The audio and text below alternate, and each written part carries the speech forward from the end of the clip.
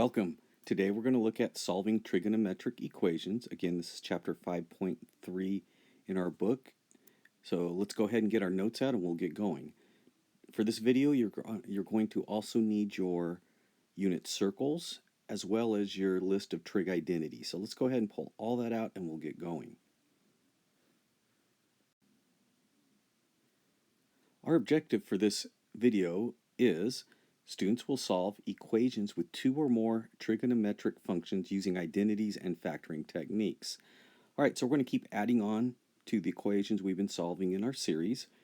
This is our first set of equations. We will see we have two different trig functions.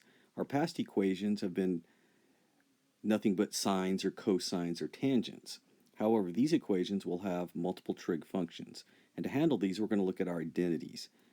So let's go ahead and look at our first example.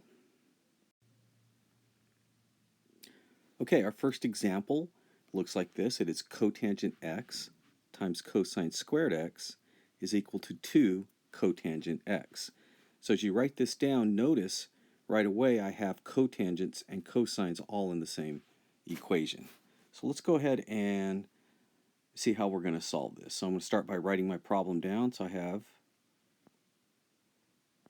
there we go, cotangent x times cosine squared x is equal to 2 cotangent x.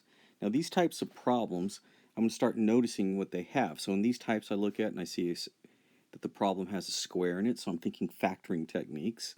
Also, because there's two different types of trig functions, my goal is to separate them somehow. And to do that, or the technique I'm going to use is I'm going to put them all on one side and use factoring to separate.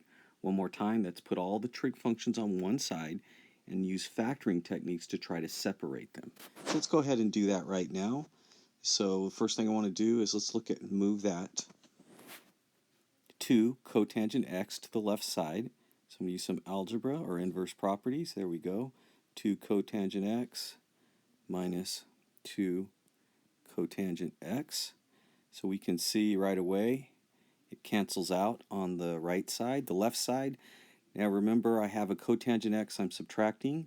I have cotangent x I'm in the expression, but these are not like terms because the cotangent x is associated with the cosine squared x. So the best I can do is write cotangent x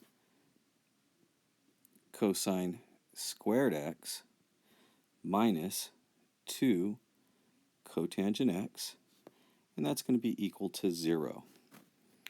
Alright, now I'm looking at my left side and I'm looking for factoring techniques. So what I'm really doing is I'm applying that zero product property we learned earlier. We can see we've set it equal to 0. Now let's use some factoring techniques. First thing we do when we factor is we always look for the greatest common factor, and I can see right away that on the left side the first term has a cotangent x in it and the second term does as well. So it looks like I can pull out a cotangent x or factor out a cotangent x. So this leaves me cotangent x factored out. So the first term I'm left with just the cosine squared x minus 2, and that's equal to 0. Okay, now that we've factored out the greatest common factor, the next step is to solve by setting each factor equal to 0 and solving each of those expressions. So I'm going to start with cotangent x. I'm going to set that equal to 0 and solve for x. So again, this is where my unit circle is going to come in. I have to figure out the angle or angles that I can take the cotangent of and get 0. Now in this form, it's going to be a little hard to see, so I'm going to use an identity. I know that cotangent is the same as cosine x divided by sine x, and that equals 0. I also know that for a fraction to equal 0, the numerator has to equal 0. So basically, I'm looking for where cosine of x equals 0. Now my other expression is cosine squared x minus 2. I'm going to set that equal to 0 as well.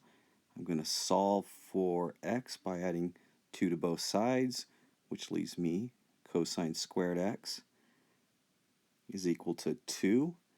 I'm going to square root both sides to take care of the squared. And that leaves me with cosine x is equal to plus or minus the square root of 2. Now I'm going to take a look at my unit circle and see if I can figure out where these angles lie, or what these angles are, I should say. Okay, I've got my unit circle out.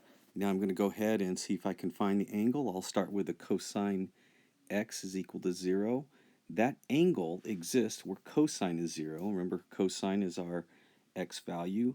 X is 0 at pi over 2, so we can see it up here.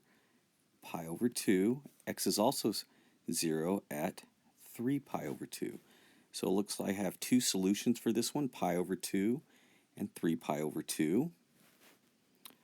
Cosine, or what angle do I take the cosine and get the square root of 2? Now as I look around on my unit circle, I don't see a square root of 2. In fact, I see a square root of 2 divided by 2, but not a square root of 2. In fact, if cosine is my x value, I can see that my largest x is going to be 1. I can see that right here. Now the square root of 2 is somewhere over here. And the negative square root of 2, if I do the same thing on the other side, sits somewhere over here. So what this is saying is this angle is outside my range of cosine. Therefore, there's no angle I can take the cosine of and get those values. So this one doesn't exist.